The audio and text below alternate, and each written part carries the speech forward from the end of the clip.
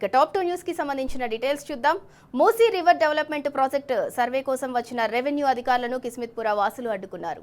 Enjoyment survey పేరుతో వచ్చిన అధికారులను వెనక్కి పంపేశారు. పట్టా భూములు లాక్కున్నందుకు ప్రభుత్వం ప్రయత్నిస్తే ఊరుకునేది లేదని హెచ్చరించారు. అసలు ఎందుకోసం భూములు తీసుకుంటున్నారో అధికారులు చెప్పటం లేదని కిస్మిత్పుర భూ నిర్వాసితులు మండిపడ్డారు. అన్యాయంగా అక్రమంగా ఇళ్లు భూములు లాక్కుంటే చావటానికైనా సిద్ధమని వార్నింగ్ ఇచ్చారు. సంక్షేమ పథకాలకు లేని డబ్బులు ప్రాజెక్టులను ఎక్కడి నుంచి వచ్చాయని స్థానికులు నిలదీస్తున్నారు.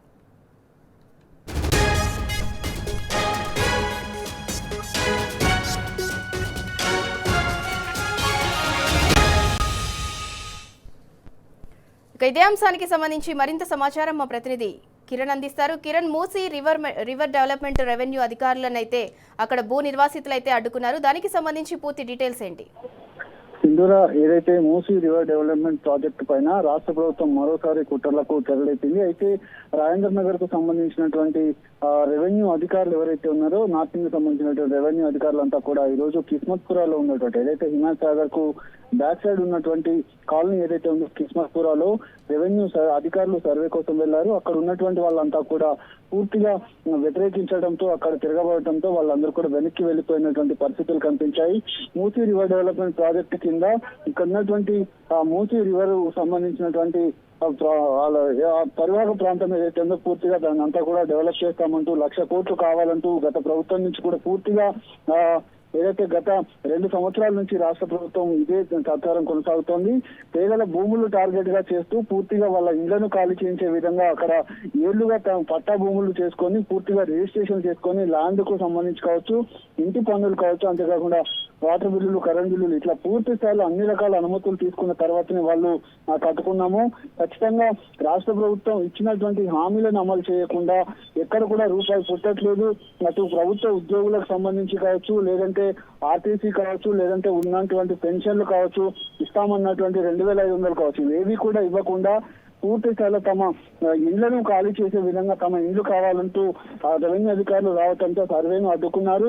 పూర్తిగా తమ ఇండ్లు ఇచ్చేది లేదు. ఒకవేళ కనుక అన్యాయంగా అక్రమంగా మా ఇల్లు కనుక తీసుకున్నట్లయితే మా చావులు కూడా ప్రాణాలు తీసుకునేందుకు కూడా మేము సిద్ధపడుతున్నాం. ఖచ్చితంగా మా శవాల పైన, మా డెడ్ బాడీల పైన ఈ ప్రాజెక్ట్ ను నిర్మించుకోవాలంటూ కూడా వాళ్ళు గట్టిగా హెచ్చరించినటువంటి పరిస్థితి కనబడింది. ఇటీవల కాలంలో గాంధీ సరోవర్ పేరిట 5,000 కోట్ల ప్రాజెక్ట్ తో కొన్ని అపార్ట్మెంట్లను కావచ్చు, కొన్ని ల్యాండ్స్ ఏవైతే వాటి అన్నిటి మీద కూడా కన్నేసినటువంటి రేవంత్ రెడ్డి ప్రభుత్వం ఇప్పుడు ఈ వీక్ పైన పడడం జరిగింది. అయితే ఆ సభ కూడా పూర్తిగా గ్రామ సభ ఏదైతే ఉందో వార్డు సభ కూడా ప్రస్తుతానికి వాయిదా వేసుకుంది. ఇప్పుడు అక్కడ కొంత వ్యతిరేకత రావడంతో ఇప్పుడు ఉన్నటువంటి కిస్మత్పురాలో కూడా ఇదే తరహాలో ల్యాండ్ ను కూడా కబ్జా చేసేందుకు, ల్యాండ్ ను కూడా తీసుకునేందుకు రాష్ట్ర ప్రభుత్వం ఒక కుట్రకు తెరలేపింది. అక్కడ ఉన్నటువంటి వాళ్ళంతా కూడా పెద్ద ఎత్తున తిరగబడటంతో రెవెన్యూ అధికారులు, పోలీసులు కూడా వెనుదిరిగినటువంటి పరిస్థితి అయితే మనకు కనిపిస్తా ఉంది. ఈ నేపథ్యంలో ఖచ్చితంగా ఈ ఇళ్లను మేము ఇచ్చేది లేదంటూ కూడా వాళ్ళు గట్టిగా హెచ్చరిస్తున్నటువంటి దాఖలాలు అయితే మనకు కనిపిస్తా ఉంది. కిరణ్, ఇదే ఇష్యూ మీద అంటే భూ నిర్వాసిత వృద్ధురాలి వీడియో కూడా వైరల్ అవుతుంది. జరిగింది అంటే ఒక 10 రూపీస్ ఖర్చు పెట్టండి, మాకు రిలీజ్ చేసే వాటర్ లో కలిపేసి ఆ వాటర్ మాకు అందరికీ కూడా సప్లై చేయండి, అప్పుడు మీకు భూములే కాదు ఏవంటే అవి తీసుకోవచ్చు గవర్నమెంట్ అని చెప్పి కూడా ఒక వృద్ధురాలు చెప్పడం జరిగింది. అదే అంశం మీద మాజీ మంత్రి హరీష్ రావు గారు కూడా మాట్లాడారు. మరి ఇలాంటివన్నీ చూసి కూడా ప్రభుత్వంలో చెల్లని రాకపోతే ఏమనుకోవాలి?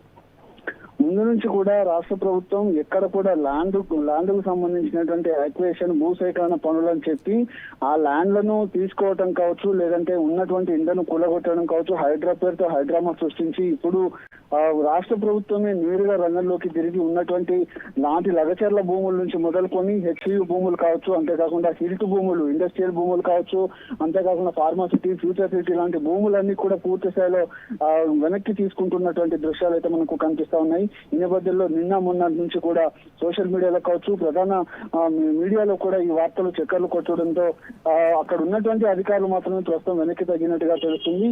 కనీసం రేవంత్ రెడ్డి ప్రభుత్వానికి సంబంధించినటువంటి అంశంలో కూడా తను ఏ విధంగా ముందుకు వెళ్తున్నాడు, అసలు ఆ పాలసీ ఎంతవేళ ముందుకు వెళ్తున్నాయి, ఎక్కడ ఇచ్చినటువంటి హామీలకు నిధులు లేవు, ఎక్కడ కూడా కనీసం రూపాయి రావట్లేదంటూ కూడా చెప్తున్నారు. 1,000 కోట్లు అప్పులు తీసుకుంటున్నారు, కానీ అప్పులు ఎక్కడైపోతున్నాయనే దానిపైన కూడా ఇప్పటి వరకు క్లారిటీ లేదు. అయితే ఈ ప్రాజెక్టుల కోసం, అనవసరపు ప్రాజెక్టుల కోసం 1,000 కోట్లు తగలేయడానికి ఎంతవరకు సమంజసం అంటూ కూడా వాళ్ళు ప్రశ్నిస్తా ఉన్నారు. తమ ఇల్లు మాత్రం ప్రస్తుతానికి ఇచ్చేది లేదంటూ కూడా హెచ్చరికలు అయితే జారీ చేస్తున్నారు. Right, thank you Kiran.